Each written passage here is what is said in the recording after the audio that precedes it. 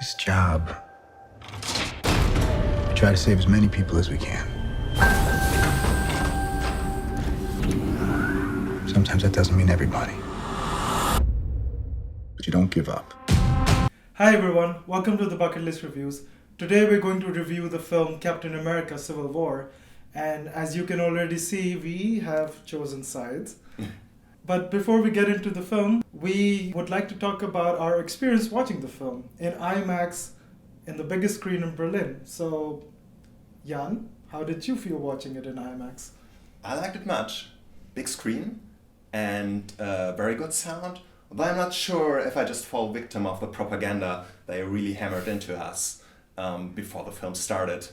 Yeah, it felt like they were preaching us a new religion. Like you had 3 different ads before we got into watching the film, like how the screen is nothing you've ever seen before, how sound is awesome, and it was just like a cult religion that we were supposed to follow. Let's get into the film itself. Did you enjoy watching Captain America Civil War? Yeah, great fun. Like the previous Marvel movies, actually. Okay, so in comparison to The Winter Soldier, did you think this was better? I like the Winter Soldier a bit better, Okay. but both are on a very high level. So the whole film is about Captain America is on a different version of ideology than Iron Man himself. And who did you side with, other than regarding your T-shirt? Like, I would have probably, in real life as well, sided with Iron Man. okay, And I really like that they introduced that conflict, that the superheroes are not sort of going to do everything just like they like to. Or at least that this is one possible way to go. okay. Because the thing is, I was Team Captain America right from the beginning, and going into this film, I was rooting for Captain America. But I think what's brilliant about the film is that they made me switch sides while watching the film, because I listened to Tony Stark's arguments and I was like, yeah, I kind of side with them as well. And then I kept switching back, no, Captain America, no, Iron Man. And I thought that was brilliant. That made me really struggle with who to root for. And that's one of those key points, I think, in the film. And in terms of if we go into the performances, personally for me, I thought since the first Iron Man, I thought this was the best performance Robert Downey Jr. has given as Tony Stark. Because he wasn't your regular quippy, making jokes and stuff. He was more down to earth, he was more serious. You really got a sense of how his character has developed till the phase 3 of Marvel films. And did you feel the same strong energy from him? Yeah, absolutely. And it was as well sort of, you could relate sort of to his development. It wasn't that he just sort of stopped making lots of jokes. Actually, he was sort of still a bit like that arrogant personality, and he was still very witty, but still it wasn't just fun and cool lines anymore. And I think the conflict Chris Evans' character and Robert Downey Jr.'s character had kind of made sense. It didn't feel as we're gonna forcibly we'll have to talk about it, Batman v Superman, where the conflict seemed more forced and it was just because it has to happen because it's in the script. But with this film, I felt it was more natural. The conflict came more naturally from the character's motivations. Yeah, absolutely. It was in the story in contrast to Batman v Superman, where it was somewhat, I don't know where it was. It just was there. Yeah. As you said, script. Since we've both seen The Winter Soldier and it's the same directors, the Russo brothers have also made Captain America Civil War. And I really like the way they control their characters and how gritty the action scenes are. What I admire most about these films is that how they are choreographed. And, I mean, you're totally into the action, but they don't go that, ooh, we have shaky camera now and everything is chaotic, which would be probably more realistic of being in such a fight. But from the moviegoer experience, you totally sort of keep an overview by being sort of inside and not just sort of an onlooker.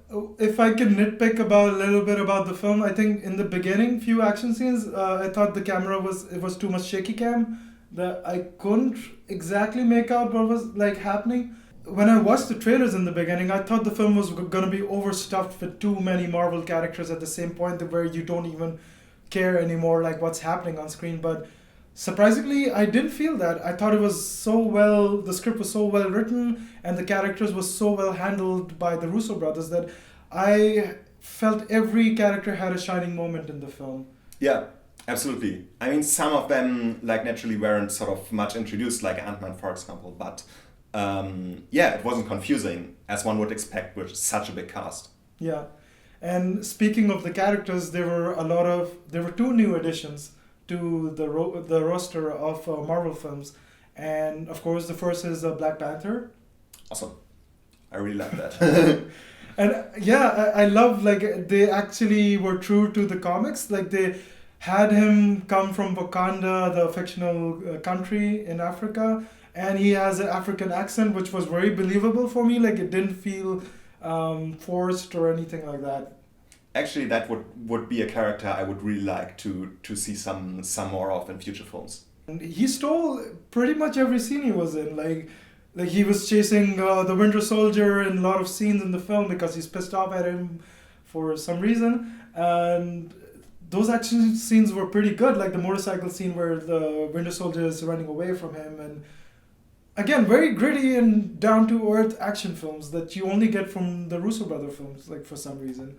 Yeah, as well in the Black Panther scenes where he isn't sort of in his action hero mode. They were pretty good as well. Like lots of interesting dialogue.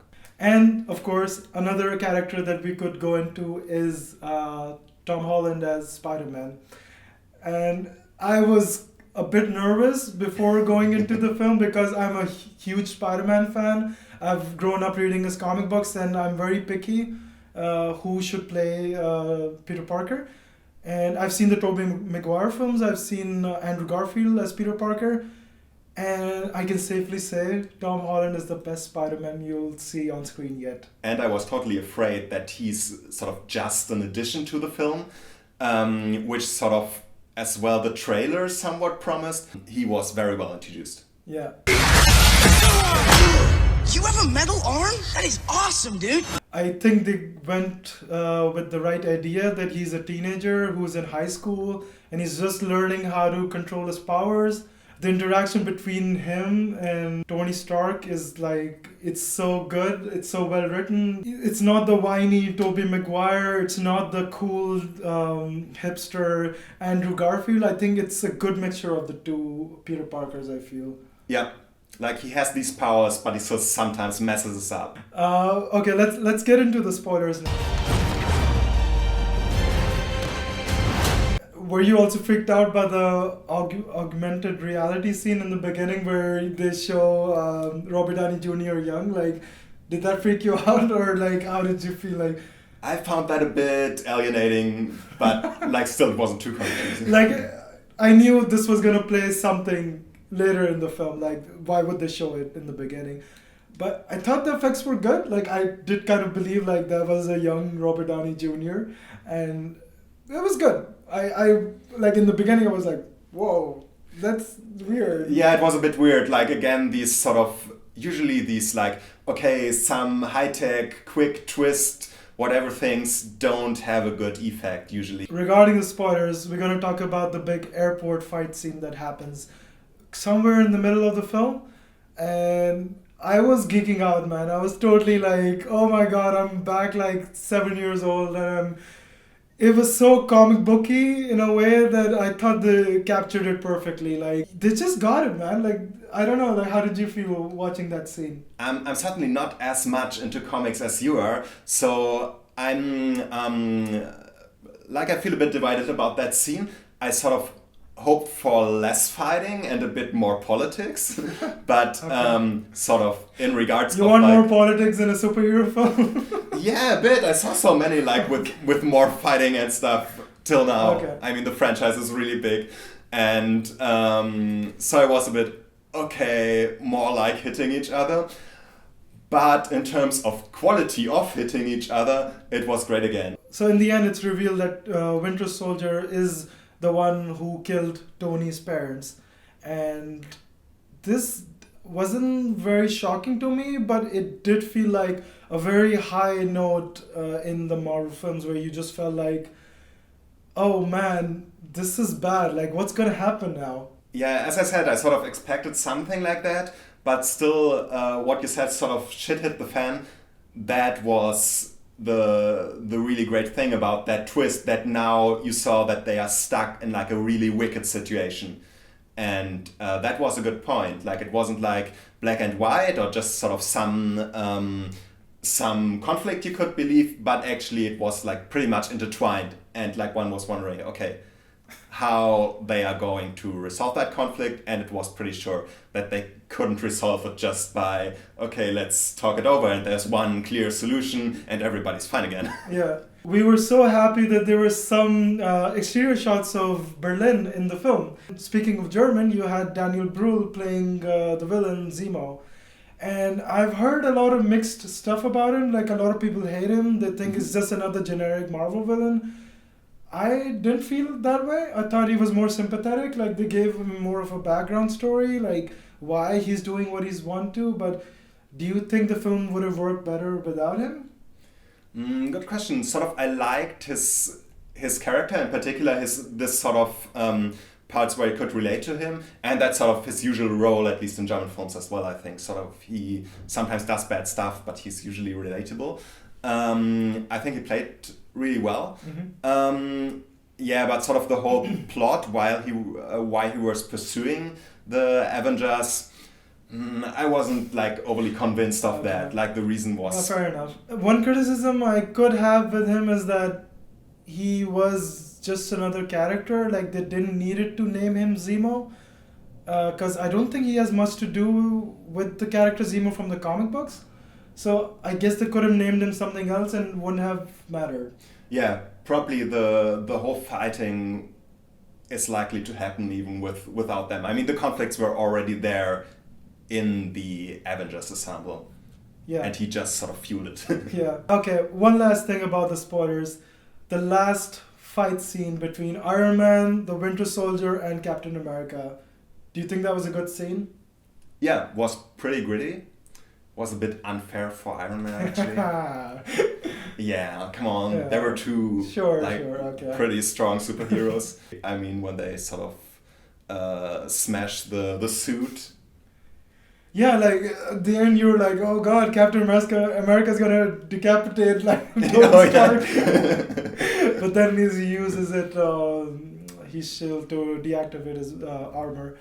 And I guess we've been watching too much Batman v Superman. They just end up killing everyone in that film. So like, I just kind of somehow expected that, even though I was watching a Marvel film.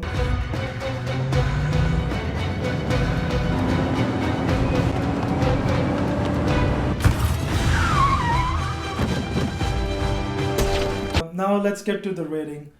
What rating would you give this film out of 5 stars? A 4 out of 5 would be my rating. Really? Okay.